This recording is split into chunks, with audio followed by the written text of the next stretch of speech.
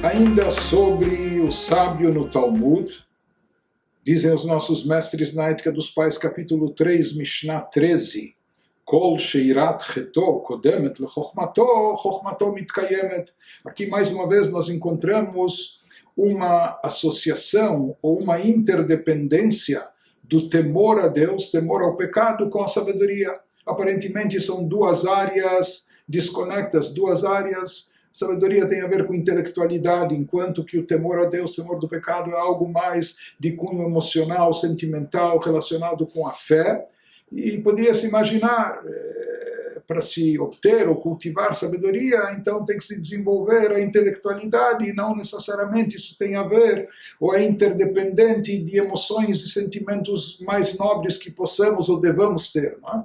Mas nos dizem os mestres na Mishnah, porque Avot, mais uma vez aqui, que todo aquele cujo temor ao pecado precede a sua sabedoria, antecede a sua sabedoria, vem em primeiro lugar, ou está até acima, ou veio antes de cultivar sabedoria e se aprofundar na sabedoria, a pessoa cultivou o temor a Deus, temor ao pecado, ética, moral, etc.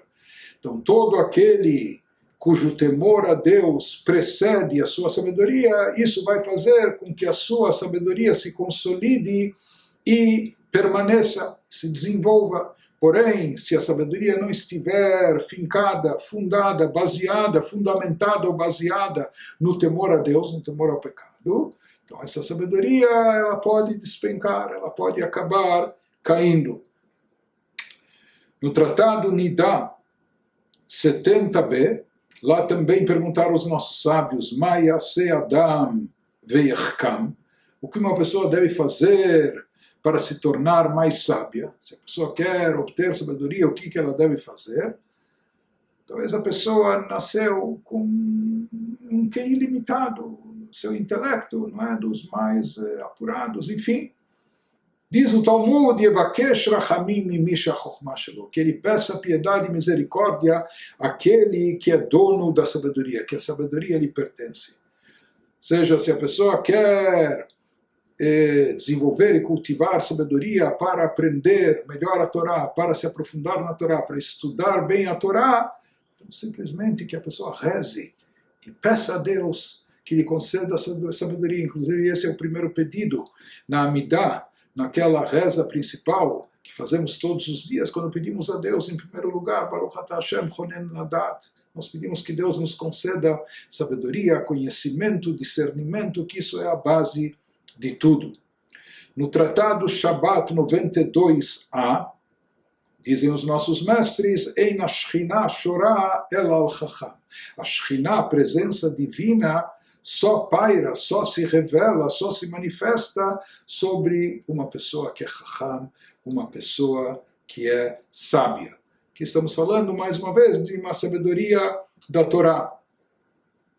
Por outro lado, no Tratado Bava Batra 12a, afirmam os mestres talmúdicos, Mishecharab Beit HaMikdash, desde a destruição do templo sagrado de Jerusalém, o segundo templo que foi destruído há quase 2000 anos atrás, é sabido que quando o templo estava de pé havia uma revelação divina maior, não somente em Jerusalém, mas no mundo todo. Porém, e por isso havia o dom da profecia presente de forma mais revelada, mais evidente, e com a ausência do Beit HaMikdash, com a destruição do templo sagrado, então muito da espiritualidade explícita no mundo diminuiu ou até desapareceu. Lá dizem os mestres, desde a destruição do Beit HaMikdash, Nitla Nevuah, foi retirado o dom da profecia. Não há mais profetas abundantes como em tempos antigos. Benitna lachachamim, mas esse dom foi dado aos sábios. Vechacham adif minavi. Um profeta, ele depende da inspiração divina para profetizar, para obter as respostas, para transmitir as mensagens. Mas um sábio, com seu esforço, com seu estudo, com seu aprendizado, ele pode chegar às respostas, ele pode chegar aos ensinamentos e às mensagens. Por isso, concluem os nossos mestres que o sábio ele tem preferência sobre o profeta. O profeta não é sempre para tudo que tem respostas, mas o sábio, com seu esforço, a sua sabedoria também é iluminada por Deus. Ele pode chegar às respostas necessárias. Na Ética dos Pais, capítulo 2, Mishnah 10, recomendaram os nossos mestres: Heve mitchamem keneged uram shel chachamim. Procure estar sempre próximo dos sábios, como num recinto frio, onde há uma lareira, onde há um forno aquecendo, né? Então procure estar perto daquele forno, perto da lareira, para se aquecer. Assim também eles diziam: procure se aquecer próximo da chama dos sábios. Mas assim como da chama a gente não se aproxima em demasia para não se queimar, ele diz: também tome cuidado, não pense que porque você está convivendo com os sábios, próximo deles, você vai começar a ter muita intimidade, e com isso você vai começar até a desdenhá-los, etc. Por isso ele diz: